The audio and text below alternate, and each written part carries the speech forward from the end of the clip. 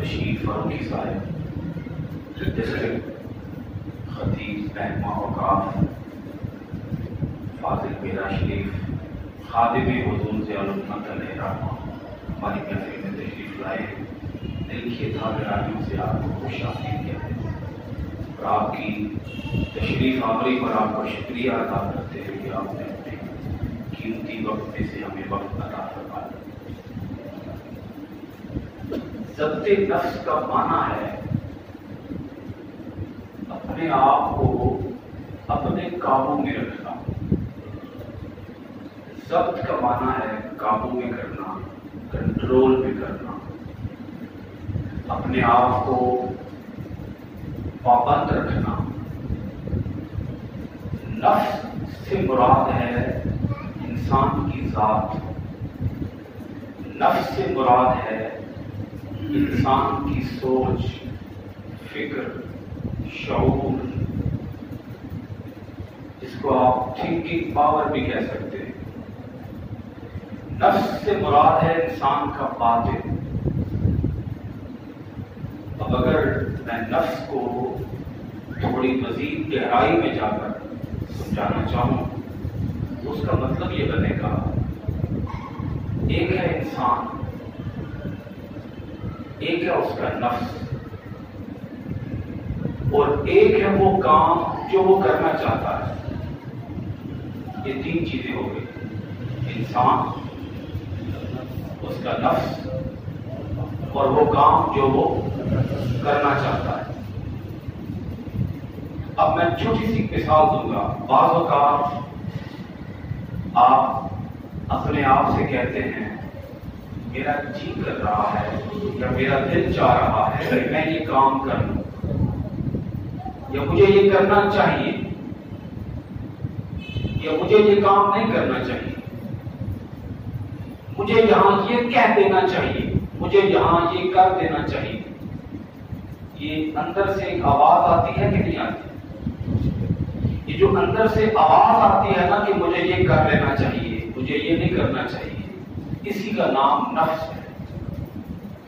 انسان کا اندر، انسان کا باطن، انسان کا من۔ اب اس کو اگر آپ یوں سمجھ لیں کہ نفس کی مثال ایک گھوڑے کی سی ہے۔ اب ایک صورت یہ ہے کہ انسان گھوڑے کے اوپر سوار ہو جائے اور سوار ہو کر اس کی لگام اپنے ہاتھ میں پکڑ لے، گھوڑے پر سوار ہو کر لگام اپنے ہاتھ میں پکڑ لے۔ اب اگر اس نے لگام اپنے ہاتھ میں رکھی تو اس کا مطلب یہ ہوگا کہ وہ اسے جدھر چاہے لے کر جائے، جس راستے کا وہ مسافر بننا چاہتا ہے اس راستے کی طرف اسے لے کر جائے، جس منزل پر پہنچنا چاہتا ہے اس منزل کی طرف اسے لے کر جائے۔ لیکن اگر وہ گھوڑے کے اوپر سوار ہو کر اس کی لگام اپنے ہاتھ میں نہ پکڑے بلکہ اپنے آپ کو گھوڑے کے سپرد کر دے کہ گھوڑا جہاں اسے چاہے مرضی ہے لے جائے، تو اب ایسی صورت میں کیا منزل مقصود حاصل ہو سکتی ہے؟ جی، یہ مل جائے گی منزل؟ کوئی گھوڑے کی مرضی ہے جہاں مرضی ہے لے جاؤ۔ تو میں عرض کر رہا ہوں کہ نفس کی مثال ایک گھوڑے کی سی ہے۔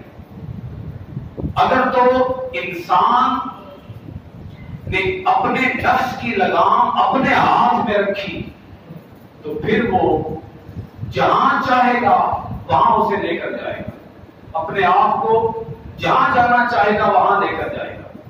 تو نفس کو اپنے اوپر سوار نہ ہونے دے، نفس کے اوپر خود سوار ہو جائے، نفس کو اپنے قابو میں کر دے، اپنا آپ نفس کے قابو میں نہ دے دے۔ وہ انسان ناکام ہو گیا، نامراد ہو گیا، خائب و خاسر ہو گیا، نہ دنیا میں کامیاب ہے نہ آخرت میں کامیاب ہے، جس نے اپنا آپ نفس کے تابع کر دیا، جس نے اپنا آپ نفس کے تابع کر دیا وہ ناکام ہو گیا۔ اور جس نے نفس کو اپنے تابع کر لیا کہ جیسے میری مرضی ہوگی میں اس کو ویسے چلاؤں گا۔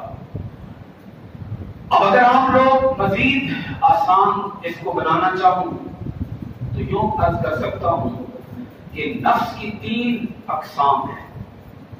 صوفیاء نے اور عرفاء نے ویسے تو نفس کی 5 اقسام بھی بتائی ہیں، لیکن قلت وقت کے پیش نظر اس کی 3 اقسام عرض کر رہا ہوں، اور کوشش کروں گا جلدی سے انہیں بیان کر کے میری گفتگو کی طرف آ جاؤں۔ ایک ہے جی نفس امارہ، نفس کی پہلی قسم ہے نفس امارہ، نفس کی دوسری قسم ہے نفس لوامہ، اور نفس کی تیسری قسم ہے نفس مطمئنہ۔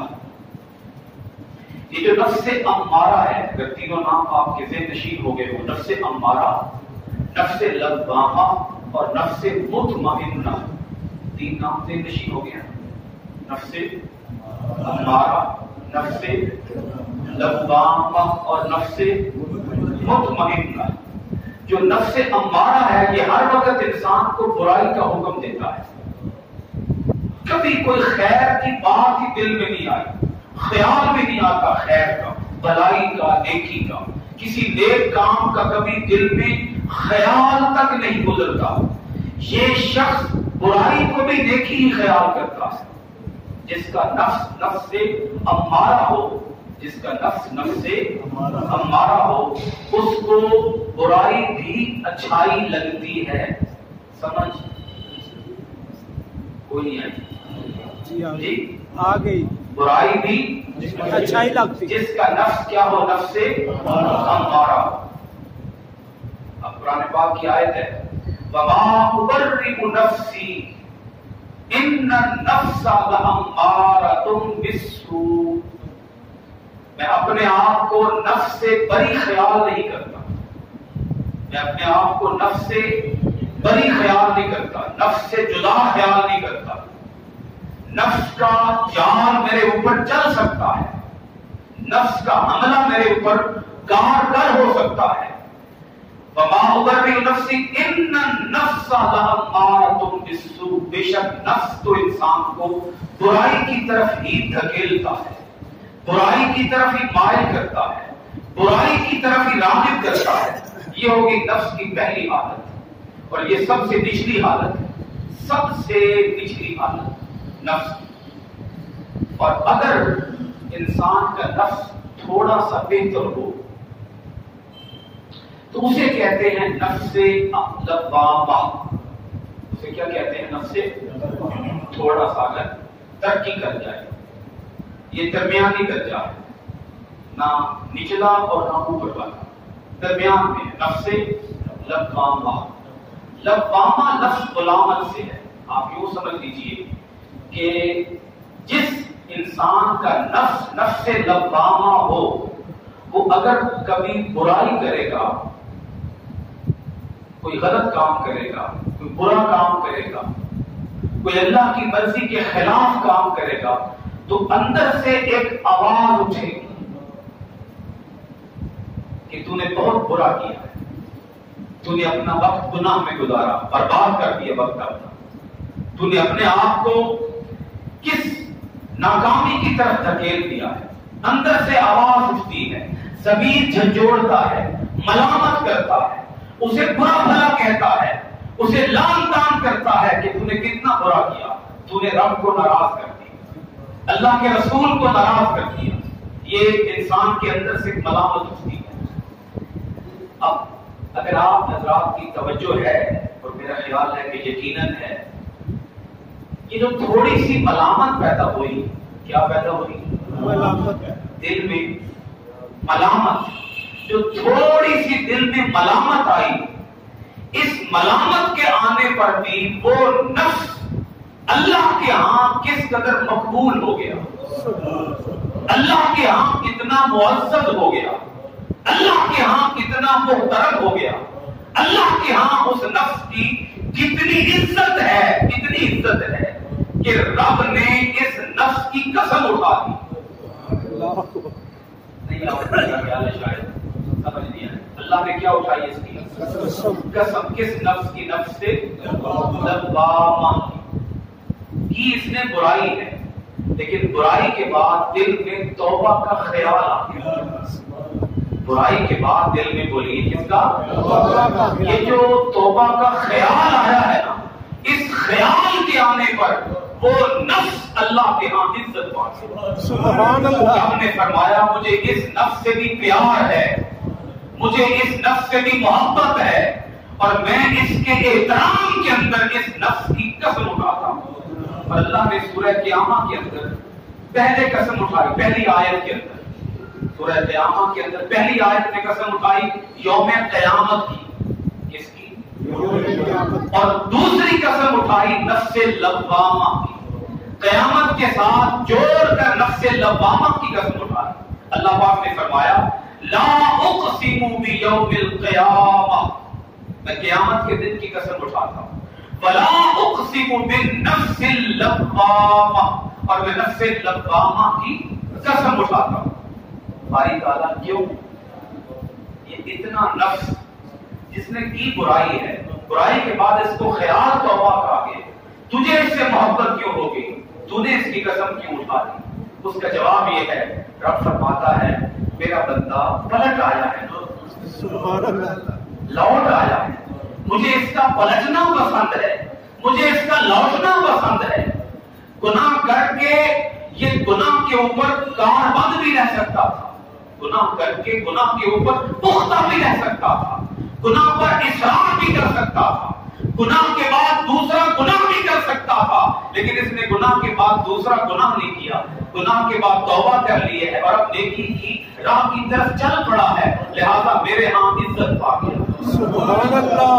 نعرہ تکبیر، نعرہ رسالت، نعرہ حیدری، نعرہ غوثیہ.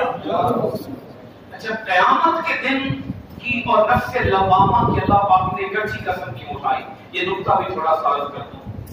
کیا عرض کر رہا تھا؟ قیامت اور نفس لوامہ کی قسم اللہ پاک نے اکٹھی کیوں اٹھائی؟ اس کی وجہ یہ ہے کہ جب دن قیامت کا آئے گا پھر ہر کوئی اپنے آپ کو ملامت ہی کر رہا ہوگا. کچھ سمجھ آئی جی. کیا عرض کر رہا ہوں؟ جب دن قیامت کا آئے گا تو ہر نفس اپنے آپ کو کوس ہی رہا ہو، کوس ہی رہا ہو. سارے کے سارے اپنے آپ کو ملامت ہی کر رہے ہو. کیا ملامت ہوگی؟ ملامت یہ ہوگی متقین اپنے آپ کو ملامت کریں گے. متقین لوگ، پرہیزگار لوگ، شب زندہ دار لوگ، راتیں جاگنے والے لوگ اپنے آپ کو ملامت کریں گے. کیوں؟ کس بات کی ملامت؟ یا باری تعالیٰ کاش کچھ نیکیاں اور کر لی ہو. یہ ملامت ہوگی. کچھ سمجھ آ رہی ہے کیا ملامت ہے؟ کاش کچھ اور کر لی، کچھ نیکیاں اور کر، کاش کچھ نفل اور پڑھ لی ہو، کاش قرآن کی تلاوت کچھ اور کر لی ہو، کاش درود و سلام کے گجرے کچھ اور سجا لیے ہوتے، کاش ماں باپ کی اطاعت و تابع فرمانی کچھ اور کر لی ہوتی، کاش میں اپنے رب کے حضور سجدہ ریزی اور آنسو اور گریہ اور آہوزاری کچھ اور کر لیتا، کچھ تسبیحات اور کر لیتا، کچھ عبادت اور ریاضت کے اور مجاہدات کے درجے کچھ اور طے کر لیتا. آج اللہ کی طرف سے مجھے بڑے انعامات عطا کیے، بڑی منزلیں عطا کی جاتی، بڑے درجے عطا کیے جاتے. کاش کچھ نیکیاں اور ہوتی. ہر کوئی ملامت، گناہگار تو اپنے آپ کو ملامت کرے گا ہی، وہ تو اپنے آپ کو کوسے گا ہی، وہ تو تڑپے گا ہی، اور وہ تو اللہ کی بارگاہ میں صرف یہی عرض کرتا رہے گا باری تعالیٰ. یہ کافروں کے بارے میں ہے. یہ باری تعالیٰ ایک زندگی اور دے دے. آج کے بعد اب پتہ چلا ہے کہ زندگی کیسے گزار کے آنی تھی. لیکن اللہ فرمائے گا جہاں تم جانے کی بات کر رہے ہو میں نے تو وہ کائنات ہی ساری سمیٹ دی. کہاں جانے کی بات کر رہے ہیں؟ تو یوم قیامت اور نفس لوامہ اللہ پاک نے اکٹھی قسم اٹھا کر اس جانب اشارہ کیا کہ اس دن جب دن قیامت کا ہوگا تو ہر کوئی کفر افسوس ہی بن رہا ہوگا، ہر کوئی کفر افسوس ہی بن رہا ہوگا. یہ دو نفس میں نے بیان کر دیے. ایک ہے نفس امارہ، اللہ تعالیٰ آپ کی عمر سلامت رکھے، آپ کو صحت و اور عافیت عطا فرمائے۔ میں عرض کر رہا تھا نفس امارہ، دوسرا نفس ہے نفس لوامہ، تیسرا نفس ہے جی آخری نفس مطمئنہ۔ یہ وہ نفس ہے کہ جس کو کبھی برائی کا خیال ہی نہیں آتا۔ سبحان اللہ۔ اس نے اپنے آپ کو اتنا پاکیزہ بنا لیا ہوتا ہے، اپنے آپ کو اتنا پاکیزہ، مصفہ، مجدہ، مزکہ، طاہر، مطہر، اس قدر پاک، صاف، ستھرا بنا لیا ہوتا ہے، اس قدر پیوریفیکیشن کر لی ہوتی ہے، اس قدر اپنا تزکیہ کر لیا ہوتا ہے، اپنے من کو، باطن کو اتنا اجلا بنا لیا ہوتا ہے کہ کبھی برائی کا خیال ہی نہیں گزرتا، برا کام کرنے کی طرف کبھی دھیان ہی نہیں جاتا۔ جی ہم وقت نیکی میں مصروف رہتے ہیں، خود نیک کام کرنے اور دوسروں کو نیکی کے کام کرنے کی دعوت دینا۔ اس نفس مطمئنہ کا کام یہی ہے۔ قرآن مجید کے اندر اس نفس مطمئنہ کو اللہ پاک نے خطاب کیا ہے، یا ایتھا النفس المطمئنہ ارجعی الی ربک راضیۃ مرضیہ فادخلی فی عبادی وادخلی جنتی۔ اے نفس مطمئنہ پلٹا، لوٹا اپنے رب کی طرف، اس حال میں پلٹا کہ تو رب سے راضی ہے، رب تجھ سے راضی ہے۔ سبحان اللہ۔ وادخلی فی عبادی، میرے بندوں میں داخل ہو جا، وادخلی جنتی، اور میری جنت میں داخل ہو جا۔ سبحان اللہ۔ میری جنت تیرا انتظار کر رہی ہے، کچھ سمجھ آ رہی؟ میری جنت تیرا انتظار کر رہی ہے، تیری آمد کو ترس رہی ہے میری جنت، آ جا میری جنت میں داخل ہو جا، میرے بندوں میں شامل ہو جا۔ معزز اور محترم سامعین کرام، یہ تین نفس کی مختلف حالتیں میں نے آپ کی خدمت میں عرض کی ہیں۔ اب میں پھر وہ بات عرض کروں گا، ایک ہے انسان اور ایک ہے اس کا نفس، اور ایک ہے وہ کام جو وہ کرنا چاہتا ہے۔ اب اگر آپ سارے حضرات بڑی خاص توجہ کے ساتھ یہ بات سماعت فرمائیں تو ہو سکتا ہے کہ یہ بات کسی کے من میں اتر جائے اور اثر کر جائے۔ شہوت یعنی خواہش یا لذت، شہوتیں اور خواہشیں یہ بادشاہوں کو غلام بنا دیتی ہیں۔ میں جملہ پھر ریپیٹ کر رہا ہوں، دو جملے میں نے بولنے ہیں اور ان کو میں نے دن نشین کرانا ہے۔ خواہشیں بادشاہوں کو غلام بنا دیتی ہیں۔ اگر آپ تھوڑا سا ساتھ بول دیں تو آپ کی بڑی مہربانی ہوگی۔ میں کیا عرض کر رہا ہوں؟ خواہشیں بادشاہوں کو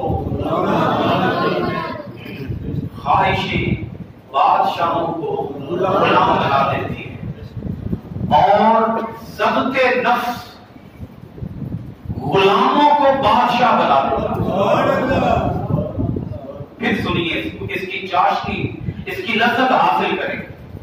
خواہشات بادشاہوں کو غلام بنا دیتی اور ضبط نفس کے اوپر قابو پا لینا۔ آپ اس کو آسان لفظوں میں صبر کہتے ہیں، صبر کر لینا، اپنے آپ کو برائی سے روک لینا۔ یہ ضبط نفس اتنی بڑی طاقت ہے کہ یہ غلاموں کو بادشاہ بنا دیتی ہے۔ سبحان اللہ۔ ضبط نفس غلاموں کو خواہشات، لذات اور شہوات بادشاہوں کو غلام بنا دیتی ہے، اور ضبط نفس غلاموں کو بادشاہ بنا دیتی ہے۔ اب آؤ قرآن کی آیت سنو، رب کیا فرماتا ہے۔ اللہ پاک قرآن مجید کے اندر اہل ایمان کو خطاب کرتا ہے، یا ایھا الذین آمنوا اتقوا اللہ، اے ایمان والو اللہ سے ڈرو، وَلْتَنْظُرْ نَفْسٌ مَا قَدَّمَتْ لِغَدٍ، اے ایمان والو اللہ سے ڈرو، اور ہر انسان کو چاہیے کہ وہ یہ سوچے کہ اس نے کل کے لیے کیا تیار کیا ہے۔ یہ بھی ضبط نفس ہے کہ انسان اس بات پر غور و فکر کرے۔ یہ غور و فکر کرنا بھی ضبط نفس ہے۔ فار ایگزامپل، میری زندگی کے 40 سال گزر گئے، کیسے گزرے؟ نیکی میں گزرے ہیں یا برائی میں گزرے ہیں؟ خیر کے کاموں میں گزرے ہیں یا شر کے کاموں میں گزرے ہیں؟ یہ سوچ بچار کرنا کہ پچھلی زندگی کیسے گزری، کون کون سے اچھے کام کیے، کون کون سے برے کام کیے. یہ جو غور و فکر ہے یہ بھی کیا ہے؟ ضبط نفس ہے.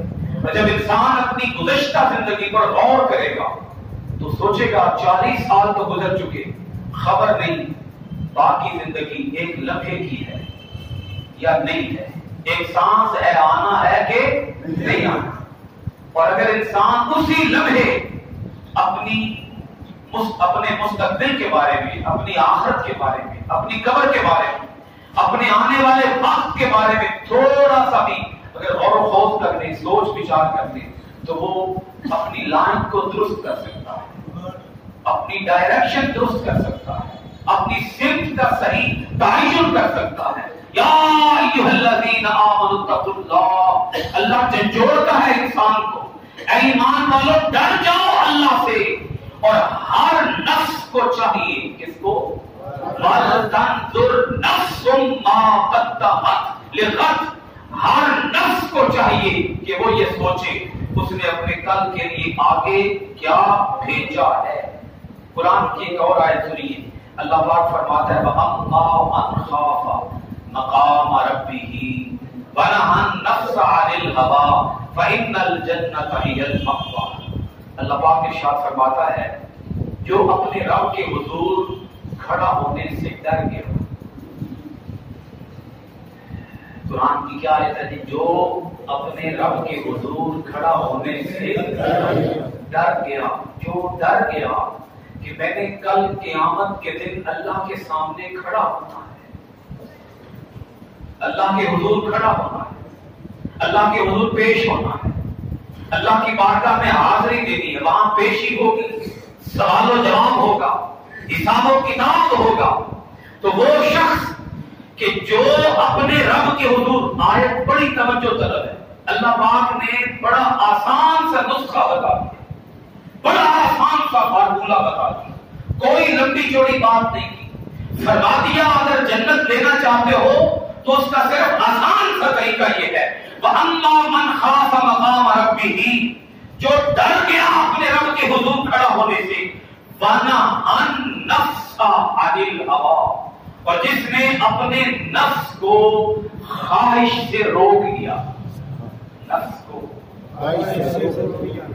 رب کے حضور کھڑا ہونے سے ڈر گیا اور نفس کو خواہش سے روک لیا، فَإِنَّ الْجَنَّةَ هِيَ الْمَأْوَىٰ، اس کا ٹھکانہ جنت ہے. سبحان اللہ. اسے جنت سے کوئی چیز روک نہیں سکتی. دنیا کی کوئی طاقت، کوئی طاقت اسے جنت میں جانے سے روک نہیں سکتی، رکاوٹ نہیں بن سکتی. کوئی چیز مانے نہیں رہی. 2 کام کر لو، رب نے کتنا آسان کام کر دیا. 2 کام تم کر لو، جنت کی ضمانت تمہیں تمہارا پروردگار عطا کرے. ایک کیا ہے؟ رب کے حضور کھڑا ہونے سے ڈر جاؤ، اور دوسرا نفس کو خواہش سے روک لو، نفس کو خواہش سے روک لو. ویسے تو آگے احادیث آ رہی ہیں، پھر یہاں چونکہ آیت کے بالکل ریلیونٹ حدیثیں پاک ہیں وہ بھی ذرا سماعت فرما دیں. اللہ کے رسول علیہ الصلوۃ والسلام ارشاد فرماتے ہیں احبس حواسک، اپنے حواس کو قابو میں رکھ، اپنے حواس کو قابو میں رکھ، اپنے آپ کو کنٹرول کر لے. اور حضور غوث الاعظم رحمۃ اللہ تعالی علیہ آپ ارشاد فرمایا کرتے تھے رمضان کا مہینہ یہ سب سے مفید مہینہ ہے نفس کو قابو میں کرنے کے لیے. کس کو؟ نفس کو اپنی قید میں کرنے کے لیے، نفس کو مسخر کرنے کے لیے، نفس کی تسخیر کرنے کے لیے، نفس کو اپنے ماتحت کرنے کے لیے، اپنے پابند کرنے کے لیے سب سے بہترین مہینہ بولیے کون سا ہے؟ اور آگے حضور غوث الاعظم فرماتے ہیں اگر کوئی رمضان کے مہینے میں بھی نفس کو قابو میں نہ کر سکا تو پھر اسے اور کوئی وقت میسر نہیں آئے گا، اور کوئی مہینہ میسر نہیں آئے گا، اور کوئی اس سے بہتر موقع نہیں ہوگا کہ وہ اپنے نفس کو قابو میں کر سکے. یعنی جو رمضان میں نفس کو ناکام کرنے، نفس کو قابو کرنے میں ناکام ہو گیا وہ ہمیشہ ہمیشہ کے لیے نفس کو قابو میں کرنے کے لیے وہ کبھی نفس کو قابو میں نہیں کر سکتا. ایک بزرگ گزرے ہیں حضرت ذوالنون مصری رحمت اللہ تعالی علیہ. ذکر ویسے ان کا آگے بھی آنے والا ہے لیکن چونکہ مطابقت میں باتیں آ گئی تو میں نے کہا یہی عرض کر دوں. حضرت ذوالنون مصری رحمت اللہ علیہ نے ایک شخص کو دیکھا وہ ہوا کے اندر اڑ رہا تھا. کس میں؟ ہوا میں. اس کو کافی دیر تک دیکھتے رہے. جب نیچے اترا تو اس سے پوچھا بھائی تم ہوا میں کیسے اڑ دیتے؟ ہم تو بڑے مجاہدے کرتے ہیں, ریاضات کرتے ہیں, عبادتیں کرتے ہیں, چیلے کاٹتے, نوافل ادا کرتے, تسبیح پہ تسبیح پڑھتے, لیکن ہم کبھی ہوا میں نہیں اڑے آج تک. یہ منزل ہمیں حاصل نہیں ہوئی, تجھے کیسے مل گئی؟ اس شخص نے کہا نفس پہ قدم رکھتا ہوں ہوا میں اڑ جاتا. شاید کہ تیرے دل میں اتر جائے میری بات. کیا فرمایا؟ ایک قدم نفس پہ ہوتا ہے, دوسرا قدم ہوا میں ہوتا ہے.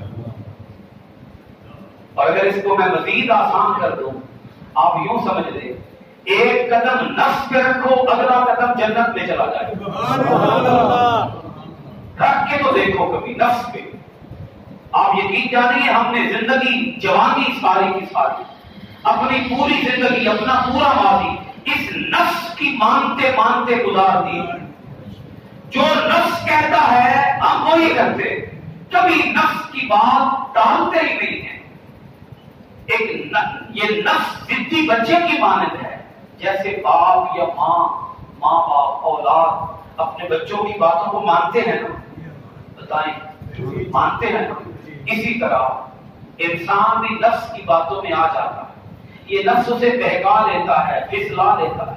یہ کر دے, یہ نہ کر, اس سے یہ کہہ دے, اس سے مل, اس سے نہ مل, اس کو ذرا اپنا آپ تو دکھا.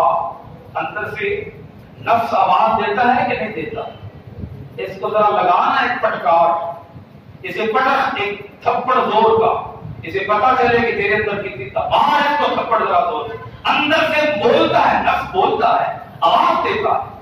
کبھی سنیے آپ نے نفس کی آواز جی؟ اور کامیاب وہ لوگ ہیں جو آگے سے نفس کو سناتے ہیں, نفس کی سنتے نہیں ہیں, نفس کو سناتے ہیں. نفس کی مانتے نہیں ہیں, نفس سے اپنی بات منواتے ہیں. قرآن مجید فرقان حمید کی اگلی آیت سنیے گا. اللہ پاک فرماتا ہے, یہ آخری آیت اور اس کے بعد میں کوشش کروں گا کہ احادیث کی طرف آؤں. اللہ پاک ارشاد فرماتا ہے افرأیت من اتخذ الہہ ہواہ الہوا الہا معبودا. اللہ پاک فرماتا ہے کہ کیا آپ نے دیکھا نہیں اس شخص کو جس شخص نے خواہش کو اپنا معبود بنا رکھا. خواہش کو اپنا معبود بنا, یعنی جس طرح معبود کی بات مانی جاتی ہے, معبود کی عبادت کی جاتی ہے, ایسے ہی لوگ نفس کی عبادت کرتے ہیں, نفس کی پوجا کرتے ہیں, نفس کی پرستش کرتے ہیں.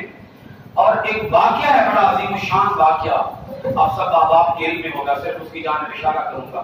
حضرت آدم علی نبینا علیہ التحیۃ والثناء کو جنت سے زمین کی طرف منتقل کیا, جنت سے زمین پر اتارا گیا. جب اتارا گیا تو اس کے پیچھے اللہ پاک نے سبب کیا بنایا؟ اللہ پاک ویسے بھی اتار سکتا تھا, جاؤ آدم اتر جاؤ, بھی تو نیچے اتر جاؤ. اللہ پاک ویسے بھی فرما سکتا تھا, لیکن ویسے نہیں اتارا. اللہ پاک نے ایک سبب بنایا. کیا سبب بنایا؟ پہلے فرمایا لا تقربا هذه الشجرہ, اس درخت کے قریب نہ جانا. چلے گئے, وہ درخت کھا لیا, وہ پھل کھا لیا, تو اللہ پاک نے فرمایا اب تم اتر جاؤ نیچے. اب اس میں بڑی لمبی چوڑی بحث ہے, اس بحث میں نہیں جا رہا, تفصیل میں اور طوالت میں نہیں جا رہا, صرف اتنی بات عرض کرنا چاہتا ہوں. میرا من یہ کہتا ہے کہ آدم علیہ السلام کو جو جنت سے زمین کی طرف اتارا گیا, اللہ پاک نے آنے والی انسانیت کو, اولاد آدم کو ایک بہت بڑا میسج دے دیا, اتار کر ایک بہت بڑا پیغام دے دیا کہ اے آدم کی اولاد, یہ بات جان لو کہ جب تم خواہش کی پیروی کرو گے تو تمہیں جنت سے زمین کی طرف اترنا پڑے گا، بلندی سے پستی کی طرف اترنا پڑے گا۔ ایس میں نہیں جا رہا کیوں ہوا، کیا ہوا، وجوہات کیا تھی، ریزنز کیا تھی، اسباب کیا تھی، اور اس پر ماضی کے اندر میں خطاب کر بھی چکا ہوں آدم علیہ السلام کے پورے قصے پر، اس کی وجوہات بیان کر چکا ہوں، لیکن اس میں سے صرف ایک نقطہ لے رہا ہوں کہ آدم علیہ السلام کو جو زمین کی طرف اتارا گیا، یہ میسج دینے کے لیے، یہ پیغام دینے کے لیے اتارا گیا کہ اے اولاد آدم یہ بات جان لے کہ جب بھی تم کس کی خواہش کی پیروی کرو گے، جب بھی تم خواہش کی پیروی کرو گے تو تمہیں کیا کرنا پڑے گا، بلندی سے پستی کی طرف آنا پڑے گا۔ یہ بات ذہن نشین کرا دی گئی اولاد آدم کو آدم علیہ السلام کے اس قصے کے ذریعے، اور یہ پستی کس حد تک بنتی ہے، یہ پستی انسان کتنا اپنے عروج سے نیچے کی طرف آتا ہے، زوال کی طرف اور پستی کی طرف آتا ہے، اس کا اندازہ یہاں سے کیجئے گا۔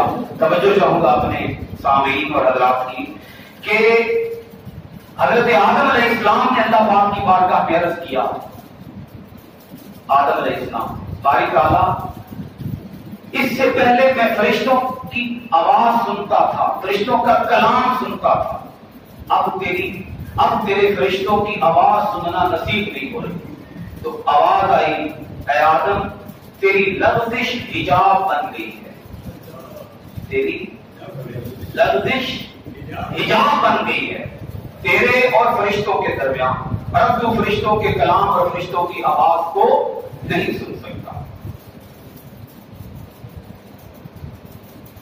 قرآن مجید فرقان حمید میں اللہ رب العالمین نے مختلف 3 طرح کے یا 3 قسموں کے جہاد بیان فرمائے۔ پہلی قسم ہے جہاد کی، کفار کے ساتھ جہاد، کافروں کے ساتھ جہاد، اور یہ بالکل ظاہری جہاد ہے۔ اللہ پاک ارشاد فرماتا ہے یجاہدون فی سبیل اللہ، یہ لوگ اللہ کے راستے میں جہاد کرتے ہیں۔ کافروں سے جہاد کرنا، سینہ سے پر ہو کر، ہاتھ میں تلوار اٹھا کر، تلواروں کے ذریعے کافروں کی گردنیں مارنا، یہ جہاد کی پہلی قسم ہے۔ جہاد کی دوسری قسم یہ ہے جھوٹے لوگوں کے ساتھ جہاد کرنا۔ اس کے ساتھ جھوٹے لوگوں کے ساتھ، علم کے ساتھ، دلائل کے ساتھ اور قوت علم کے ساتھ، جھوٹے لوگوں کے ساتھ۔ مثال کے طور پر ایک شخص ہے، وہ اللہ تعالیٰ کی توحید کے بارے میں اس کا ایمان متزلزل ہے، رسالت کے بارے میں اس کا عقیدہ درست نہیں ہے، قیامت کے بارے میں، فرشتوں کے بارے میں اس کے عقیدے میں جھول ہے، غلطی ہے، گستاخی ہے، تو اس کے ساتھ جہاد کرنا، اس کو صحیح بات سمجھانا، یہ بھی جہاد ہے۔ ایک غلط آدمی کو، جھوٹے آدمی کو اور بدعقیدہ آدمی کو صحیح بات سمجھانا، یہ جہاد کی دوسری قسم ہے۔ جہاد کی تیسری قسم یہ ہے اپنے خلاف جہاد کرنا، اپنے نفس کے خلاف جہاد کرنا، اپنے آپ کو برائی سے بچانا، اور یہ جہاد کی سب سے اعلیٰ ترین قسم ہے۔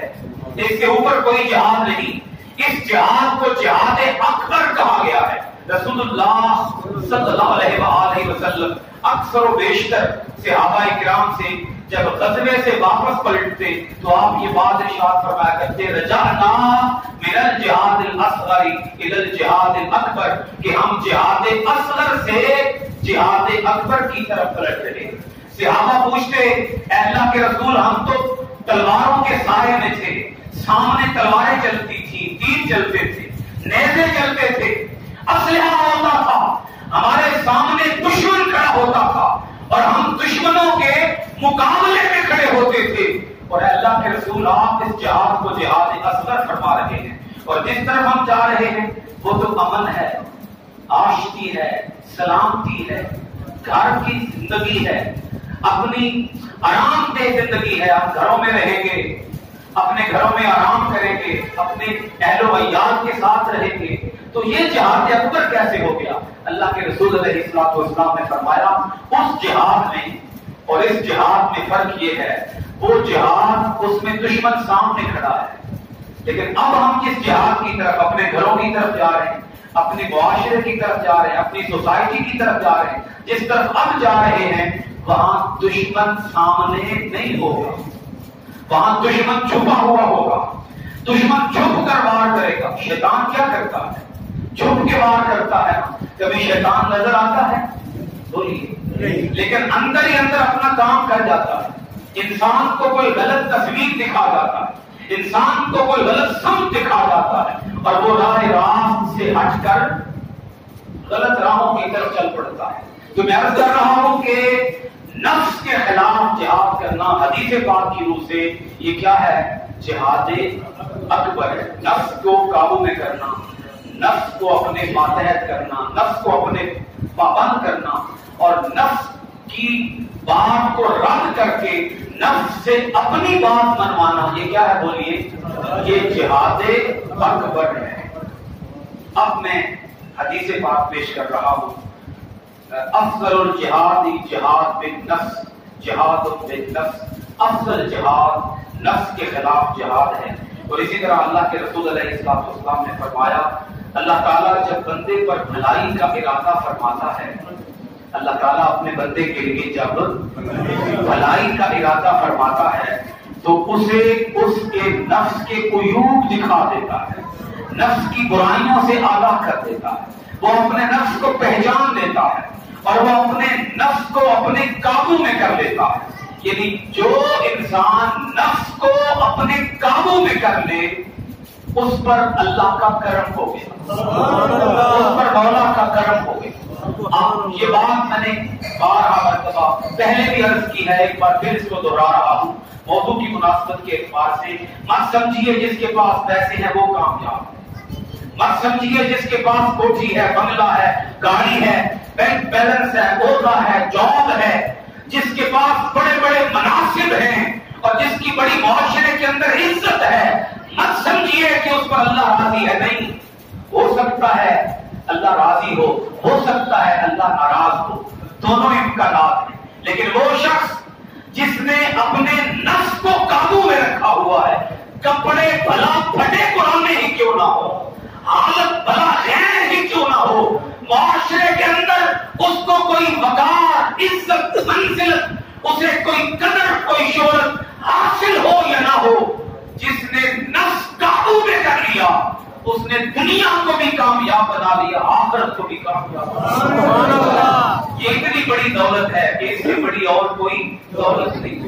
نفس کے بڑے عجیب سے حملے ہوتے ہیں. تکبر نفس کا حملہ ہے، حسد نفس کا حملہ ہے، ریاکاری نفس کا حملہ ہے، اپنی شہرت نفس کا حملہ ہے، خود پسندی میں کتنا اچھا لگتا ہوں، میں کتنا حسین ہوں، اسے عجب پسندی کہیں یا خود پسندی کہیں، یہ بھی نفس کا بہت بڑا حملہ ہے. تو نفس انسان سے طرح طرح کے، انسان گھر سے چل پڑا نا، جب میں گھر سے چلا مثال کے طور پر، اب اندر خیال آ رہا ہے میں کتنا بڑا علامہ ہوں، کتنا بڑا فہامہ ہوں، ابھی مسجد میں جاؤں گا میرا پروٹوکول ہوگا، لوگ میرے لیے کھڑے ہو جائیں گے، استقبال کریں گے، وغیرہ وغیرہ وغیرہ. بس یہ نفس کے حملے شروع ہو گئے. نفس کے حملے، نفس 24 گھنٹے حملہ آور رہتا ہے، انسان کو پچھاڑتا ہے، گراتا ہے، اور انسان کو عروج سے اٹھا کر زوال کی طرف لے مارتا ہے اگر انسان اپنے نفس پر قابو نہ پا سکے. اب اگلی بات سنیے گا، حضور علیہ السلام کی حدیث مبارکہ ہے، من عرف نفسہ فقد عرف ربہ. جس نے اپنا آپ پہچان لیا، جس نے اپنا پہچان لیا. اب اس پہچان کا مطلب قابو کرنا بھی ہے. قابو بھی وہی کرے گا نا جو پہچانتا ہوگا. پہچان نہ ہو تو کوئی چیز قابو بھی نہیں آتی. کیا خیال آپ کا؟ پہچان نہ ہو تو کوئی چیز قابو میں بھی نہیں آتی. من عرف نفسہ فقد عرف ربہ. جس نے نفس کی معرفت حاصل کر لی، سمجھ لو اس نے رب کی معرفت حاصل کر لی. سبحان اللہ. اب میں ایک آخری حدیث پیش کر کے اگلے مرحلے کی طرف آؤں گا گفتگو کے.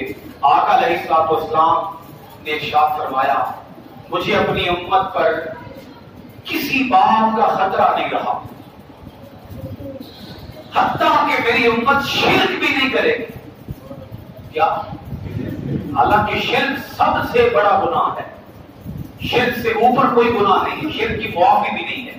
ان الشرک لظلم عظیم، لیکن آقا علیہ الصلوۃ والسلام نے فرمایا مجھے کوئی خطرہ نہیں، کوئی خوف نہیں، کوئی اندیشہ نہیں، میری امت شرک میں مبتلا نہیں ہوگی، میری امت شرک میں مبتلا نہیں ہوگی، لیکن مجھے اپنی امت پر جو خطرہ ہے، جو خوف ہے، وہ یہ ہے کہ میری امت اپنی خواہش کی پیروی کرے، دنیا کے میلوں جھنجھیلوں کے اندر اور دنیا کی آلائشوں کے اندر، دنیا کی محبت کے اندر، دنیا کے طمع کے اندر میری امت اس قدر کھل کے رہ جائے گی، اس قدر محبت کے اندر محو ہو جائے گی دنیا کی محبت میں کہ وہ آخرت کو بھول جائے گی اور اس کی امیدیں بڑی لمبی ہوں گی۔ بھائی سن رہے ہیں آپ لوگ؟ کیا امیدیں بڑی لمبی ہوں، یہ کوٹھی بنا لوں، یہ بنگلہ بنا لوں، یہ محل بنا لوں، اتنی جائیداد خرید لوں، اتنے پلاٹ بنا لوں، ایک کدے کاروبار سوتر جائے نا، بڑے مان ہوتے ہیں انسان، امیدیں بڑی لمبی بڑی دراز، یہ ہو جائے وہ ہو جائے، یہ مل جائے وہ مل جائے، بڑی بڑی لمبی دراز امیدیں، اور پتہ کل کا نہیں ہے کہ کل میں یہاں ہوں گا یا قبر میں ہوں گا، پتہ آنے والی گھڑی کا نہیں ہے، گھڑی آئے گی کہ نہیں آئے گی۔ اب سنو اسوہ رسول، اسوہ حسنہ، اسوہ مصطفیٰ کریم صلی اللہ علیہ وآلہ وسلم، آقا علیہ الصلوۃ والسلام، اللہ اکبر، جن کی سیرت طیبہ اس قدر پاک ہے، صاف ہے، اجلی ہے، اس قدر مصفہ مزکہ ہے، اس قدر پاکیزہ ہے آقا علیہ الصلوۃ والسلام کی سیرت مبارکہ، جس کے بارے میں رب اعلان کرتا ہے لقد کان لکم فی رسول اللہ اسوۃ حسنہ، تمہارے لیے رسول اللہ کی زندگی میں بہترین نمونہ ہے، اسوہ حسنہ ہے، سب سے بہترین رول ماڈل وہ حضور علیہ الصلوۃ والسلام کی اخلاق کریمانہ ہے۔ آؤ سنو، حضور علیہ الصلوۃ والسلام بھی ضبط نفس فرمایا کرتے تھے۔ کیا؟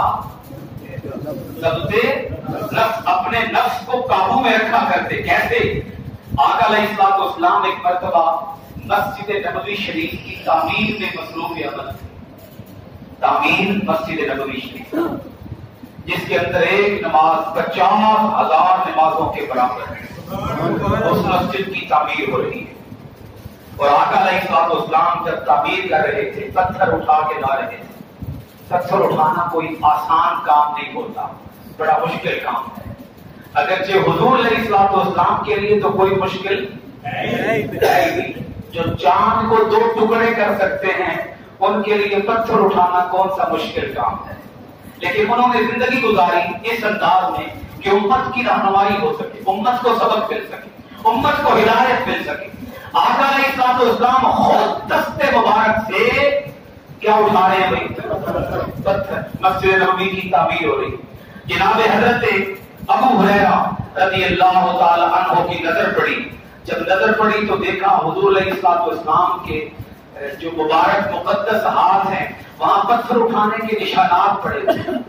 عرض کیا حضور یہ کام مجھے سونپ دے۔ عاشق کیسے برداشت کر سکتا ہے کہ میرے محبوب کو تکلیف ہو؟ عرض کیا حضور آپ کو تکلیف ہو رہی ہے، یہ پتھر مجھے اٹھا دیں، یہ کام میں کر دیتا ہوں۔ حضور جتنے پتھر ڈھونے ہیں سارے کے سارے پتھر یہ آپ کا غلام ابو ہریرہ ڈھوئے گا۔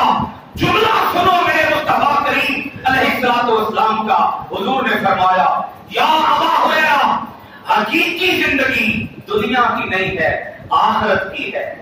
دنیا تو رنج اور محنت کی جگہ ہے، دنیا تو رنج اور محنت کی جگہ ہے، صلہ ملے گا تو رب آخرت میں جنت کی صورت میں عطا فرمائے۔ لہذا یہاں کی تکلیفوں سے مجھے کوئی غم نہیں، کوئی ملال نہیں، کوئی پریشانی نہیں، کوئی دکھ نہیں ہے۔ آج ہماری زندگی کے اندر جب کوئی تھوڑی سی بھی تکلیف آتی ہے ہم صبر سے کام لینے کی بجائے رونے دھونے سے کام لیتے ہیں۔ اب سنو ایک صحابی کا نمونہ ضبط نفس کے حوالے سے۔ حضرت ابو طلحہ انصاری حضور کے صحابی ہوئے ہیں۔ اگر آپ لوگ تھک نہیں گئے تو ایک مرتبہ ذوق سے سبحان اللہ کہتے ہیں۔ ماشاء اللہ۔ میں نے کیا نام لیا تھا؟ نام بولیے گا۔ حضرت ابو طلحہ انصاری۔ مشکل گفتگو سے نکل کر آسان گفتگو میں آ گئے۔ ابو طلحہ انصاری حضور کے صحابی ہیں۔ باغ کے اندر محو عبادت ہے۔ اپنے ذاتی باغ میں کھجوروں کا بڑا عالیشان باغ تھا اور اس کے اندر نماز ادا فرما رہے تھے۔ نماز اچانک پرندوں کا ایک غور اٹھا۔ باغ کے اندر پرندے بھی ہوتے ہیں۔ جب وہ غور اٹھا پرندوں کا ہجوم تو ایک شور پیدا ہوا۔ پرندوں کے اچانک اڑنے سے کیا پیدا ہوا؟ پرندوں کے اچانک اڑنے سے جو شور پیدا ہوا تو اس شور سے آپ کو نماز کے اندر ایک رکعت بھول گئی، مغالطہ پڑ گیا کہ پتہ نہیں تیسری رکعت میں یا چوتھی رکعت میں مغالطہ آ گیا۔ اس شور کی وجہ سے، ڈسٹربنس کی وجہ سے خلل ڈالا۔ پرندوں نے کیا ڈالا؟ خلل ڈالا۔ نماز مکمل کی اور نماز مکمل کرنے کے بعد فوری طور پر پہلا کام یہ کیا وہ باغ اللہ کی راہ میں صدقہ کرتی ہے۔ نہیں آپ کو شاید بات سمجھ نہیں رہی۔ انہوں نے پورا باغ صدقہ کر دیا کہ دوسرا سبحان اللہ بھی کوئی نہیں آتی۔ کیا کیا؟ پورا کیا کر دیا؟ صدقہ کر دیا۔ اچھا باغ صدقہ کرنا آسان کام ہے یا مشکل کام؟ کیوں صدقہ کیا؟ خلل آ گیا۔ کہا یہ بات مجھے اللہ سے دور کرنے کا ایک ذریعہ بنا۔ تو وہ شے جو اللہ سے دور کرنے کا ذریعہ بنے، دوستو جملہ دل میں اتارنے کے قابل ہے۔ وہ شے یہ صحابی نے پیغام دیا، وہ شے جو اللہ کی یاد سے دور کر دے، اللہ کی یاد سے غافل کر دے، اللہ کی یاد سے دوری کا سبب بن جائے۔ ابو طلحہ انصاری اس چیز کو اپنے پاس رکھنا گوارا نہیں کرتا۔ کہا باری تعالیٰ تیری محبت میں کمی واقع کر دی، اس باغ میں یہ باغ اپنے پاس کی رکھوں گا، غریبوں فقیروں میں صدقہ کر کے خود غریب بن کے تیری عبادت کیا کروں گا۔ کم سے کم عبادت میں جذب تو آئے گی نا، عبادت میں لذت تو ملے گی، عبادت میں چاشنی تو ملے گی۔ ارے حضور کے صحابہ عبادت میں چاشنی کے متمنی ہوتے تھے، چاشنی کے خواہش مند ہوتے تھے کہ کاش سجدوں میں سکون آ جائے، عبادت میں لذت ملے، تسبیح میں سکون نصیب ہو۔ ہم کیا کہتے ہیں؟ سکون ملے یا نہ ملے، دولت تو آئے خواہ جیسے بھی آئے، دنیا تو بنے خواہ جیسے بھی بنے، گھر تو سجے خواہ جیسے بھی سجے۔ صحابہ کرام دنیا کے متوالے نہیں تھے، دنیا کے متلاشی نہیں تھے، دنیا کے طالب نہیں تھے۔ انہوں نے اپنے آپ کو اپنے قابو میں رکھا ہوا تھا اور وہ متمنی، خواہش مند، طالب اور حریص کس کے تھے؟ بولیے اللہ تعالیٰ کی عبادت، اللہ تعالیٰ کی، اور عبادت میں سکون تلاش کرتے تھے۔ کیا؟ کہ ہمیں سکون مل جائے۔ اگلی بات سنیے گا، حضرت عبداللہ بن سلام حضور کے صحابی ہوئے۔ یہ حضور کے وہ صحابی ہیں جو ایمان لانے سے پہلے یہودیوں کے بہت بڑے عالم تھے، یہودیوں کے بہت بڑے عالم، تورات کے اور پچھلی تمام آسمانی کتابوں کے یہ عالم تھے، تورات، زبور، انجیل۔ جب آقا علیہ الصلوۃ والسلام مدینہ سے جلوہ فروز ہوئے تو بعض لوگوں نے عبداللہ بن سلام سے کہا، عبداللہ بن سلام بڑے عالم ہو، وہ ایک ہستی اس مدینے کے اندر تشریف لائی ہیں، آپ جا کر دیکھیں تو صحیح کہ وہ سچے نبی ہیں یا معاذ اللہ جھوٹے نبی ہیں۔ تو عبداللہ بن سلام گئے حضور علیہ الصلوۃ والسلام کو دیکھنے کے لیے، حضور سے ملنے کے لیے۔ پہلی نظر پڑی، کیا؟ سارے بولیے گا ذرا، حضور کے مبارک اور مقدس چہرے پر پہلی نظر پڑی، اسی وقت کہہ دیا لا الہ الا اللہ محمد رسول اللہ۔ لوگوں نے پوچھا عبداللہ بن سلام اتنا بڑا تکڑا عالم ہے،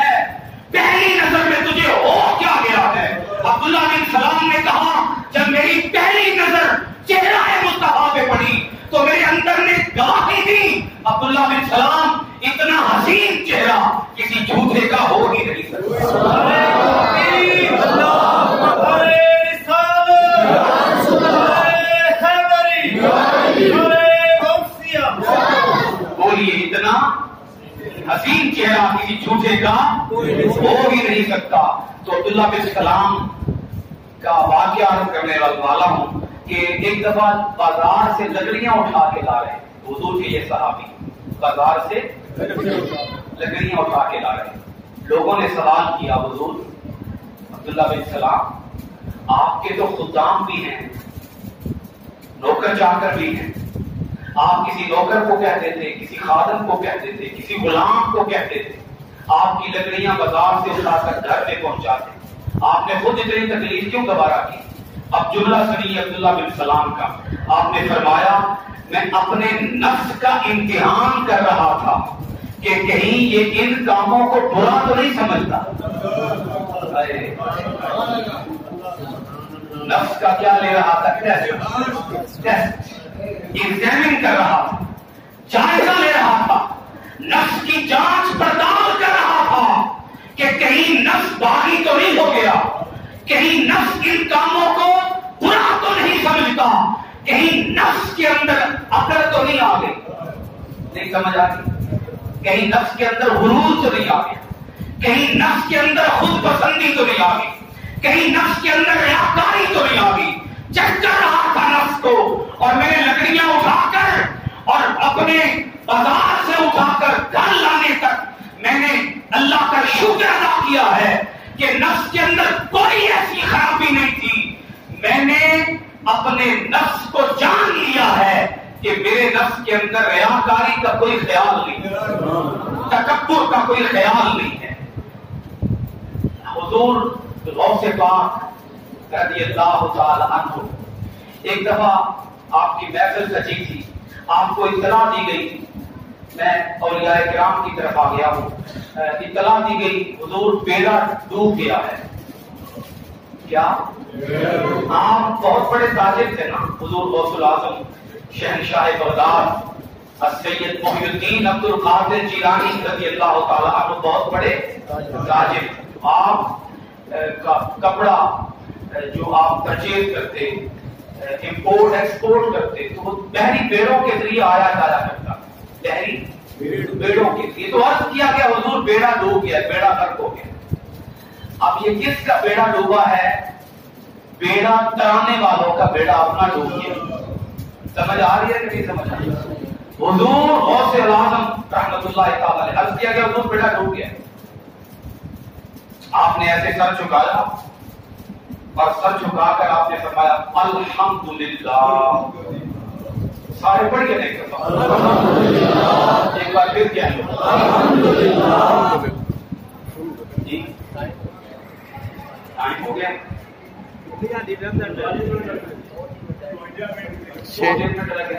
10 منٹ ہے نہیں, آپ 5 منٹ چلتے. چلو میں مختصر کرتا ہوں. بیڑا ڈوب گیا, فرمایا الحمدللہ. کچھ دیر بعد ایک اور شخص آیا اور اس نے آ کر کہا حضور وہ جو اطلاع آئی تھی نا بیڑا ڈوبنے کی وہ غلط تھی, وہ ڈوبا نہیں ہے, وہ منزل مراد تک پہنچ گیا, وہ ساحل تک پہنچ گیا, بندرگاہ تک پہنچ گیا, ڈوبا نہیں ہے. آپ نے پھر گردن چکائی اور فرمایا الحمدللہ. اب جو پاس لوگ بیٹھے تھے بڑے حیران ہوئے, عرض کیا حضور ڈوبنے کی اطلاع آئی, آپ نے کہا الحمدللہ. بعد میں ساحل سے لگنے کی اطلاع آپ نے کہا الحمدللہ.